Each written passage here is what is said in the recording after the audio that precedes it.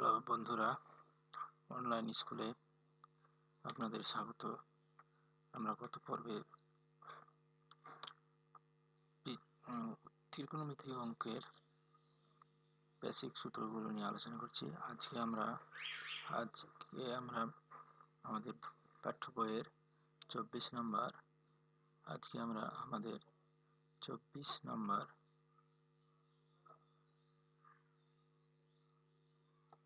নম্বর এই অঙ্কটি নিয়ে আলোচনা করব। এখানে যে মান দেওয়া আছে আমাদের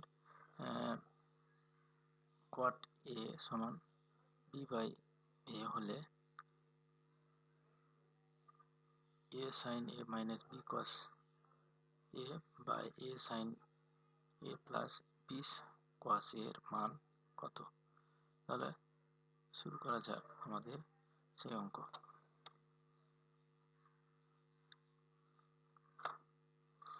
যেহেতু মান আমাদের যেটুকু দেওয়া আছে সে মানটা আমরা লিখব 24। মান দেওয়া আছে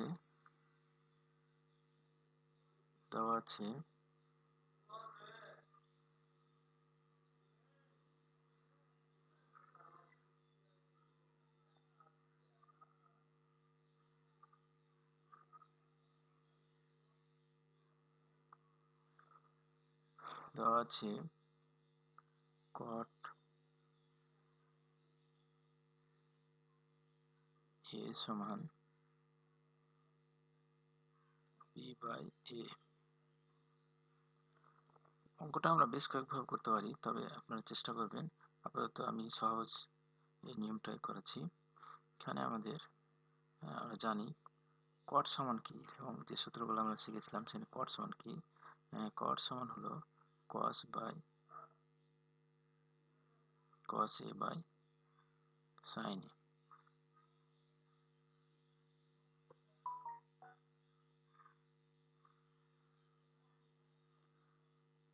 সমান b বাই a। এখানে আমাদের যে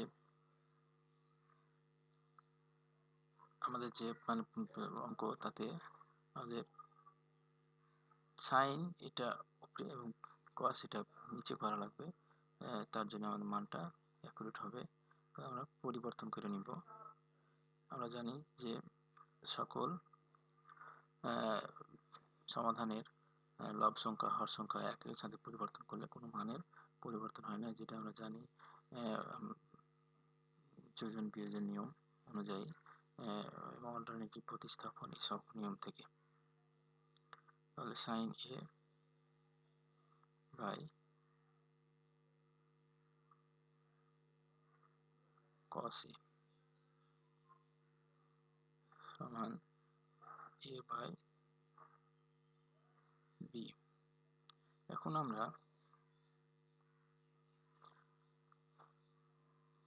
প্রত্যেক রাশিকে, অর্থাৎ বাম পক্ষ এবং ডান পক্ষে a বাই b দ্বারা গুণ করে দেব। a, অথবা আমরা বলতে পারি উপর সংখ্যাগুলোকে a দ্বারা, নিচ সংখ্যাকে b দ্বারা, উভয় পক্ষকে আমরা গুণ করব। তাহলে আমরা a দ্বারা a sin by sin a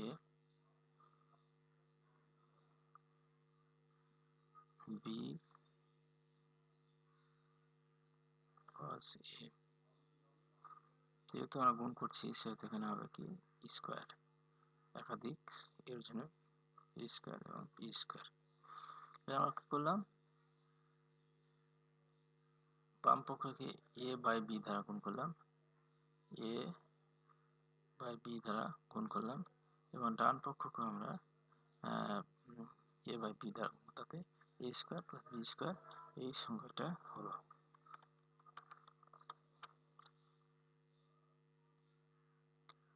এখন আমরা, যেহেতু আমাদের প্রশ্নে মান নির্ণয় করতে বলছে, সেটা হচ্ছে মান নির্ণয়ের জন্য সেটা আছে, আমাদের এখানে বিয়োজন যোজনের কথা বলা হচ্ছে, অর্থাৎ মাইনাস এর নিচে প্লাস, সেহেতু আমাদের করতে হবে বিয়োজন যোজন, তাহলে আমাদের কাঙ্ক্ষিত অঙ্কটা হয়ে যাবে। তাহলে দেখা যাক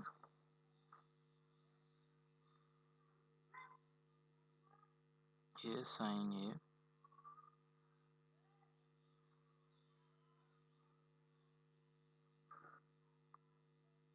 minus b cos a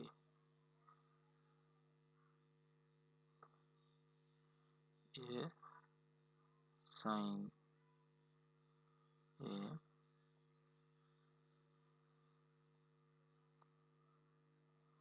plus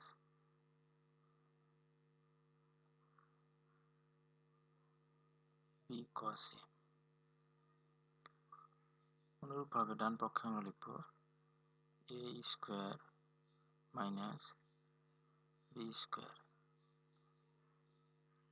a square plus b square.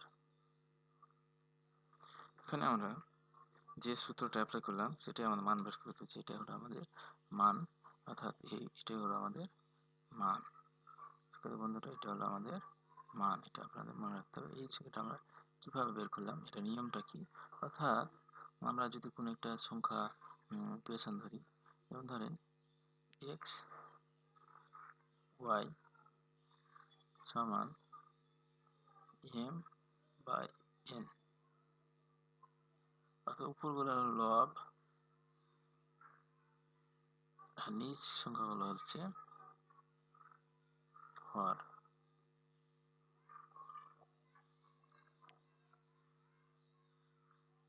হর নিয়মটা হচ্ছে যে কি, লব এখানে আমরা ব্যবহার করব বিয়োজন যোজন, সেক্ষেত্রে আমরা লিখব লব উপরের লব বাম পক্ষ ডান পক্ষ উভয় দিকে লব মাইনাস ওয়াই এবং লব যোগ হর। অনুরূপভাবে আমরা বাম পক্ষ যেমন করলাম সেমন ডান পক্ষ করতে হবে। তাহলে m minus n m plus n, এটাকে বলা হয় বিয়োজন যোজন।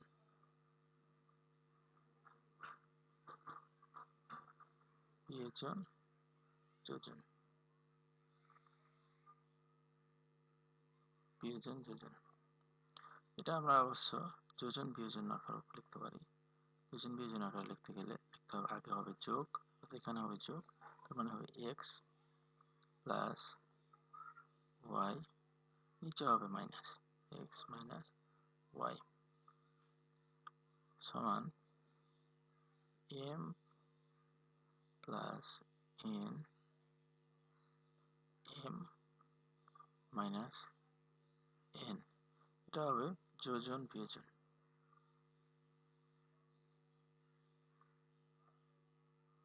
যোজন বিয়োজন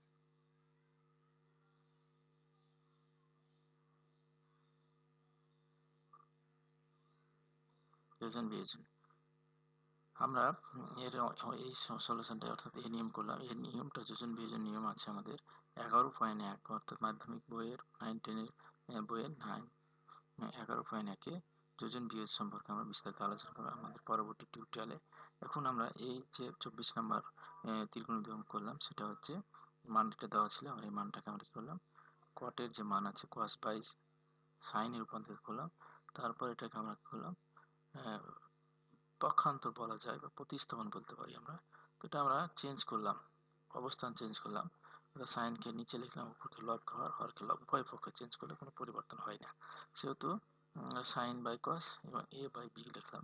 তারপরে আমরা উভয় পক্ষকে b by a by b দ্বারা গুণ করলাম, এ বাই বি দ্বারা গুণ করে দিলাম।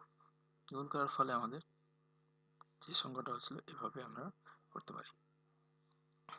এই অঙ্কটা আবার অন্য নিয়মে আছে, তা আমরা পরবর্তীতে অন্য নিয়মে করা যায়, আপনারা ইচ্ছা করলে করতে পারেন।